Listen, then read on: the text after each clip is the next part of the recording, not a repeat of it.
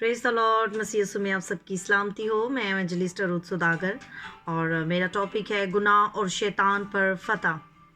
कैसे हम गुनाह और शैतान पर फतह पा सकते हैं।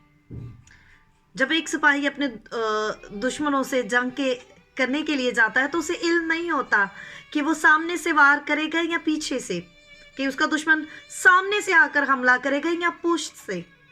इब्रानियों में हम पढ़ते हैं कि खुदा का कलाम दो धारी तलवार से ज्यादा तेज है। शैतान आप पर किसी तरफ से भी हमला आवर हो, मेरे लिए आपके लिए हमारा दुश्मन जो है हमें सामने से वार करें या पीछे से हमला करे, आपके और मेरे हाथ में खुदा के कलाम की तलवार को से लड़ने के लिए हम इस्तेमाल कर सकते हैं। हमारे पास जो हथियार होना चाहिए वो खुदा का कलाम होना चाहिए।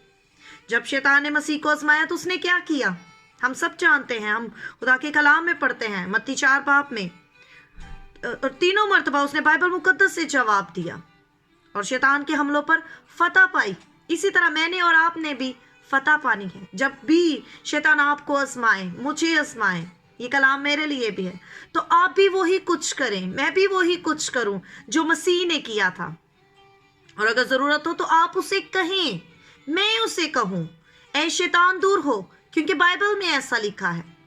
फिर बाइबल में से आजमाइश के मुताबिक आयत पेश करें। मसलन वो आप पर झूठ बोलने या चोरी की आजमाइश लाता है तो चोरी या झूठ के बारे में आयत पेश करें।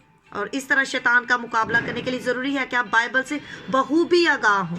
जब मैं और आप बाइबल से बखूबी आगाह होंगे तो हम मुकाबला कर सकते हैं। और आपका क्या ख्याल है कि शैतान को क्या कह सकते हैं? थोड़ा इंतज़ार करो, मैं बाइबल को खोलता हूँ और इसमें से पढ़ता हूँ।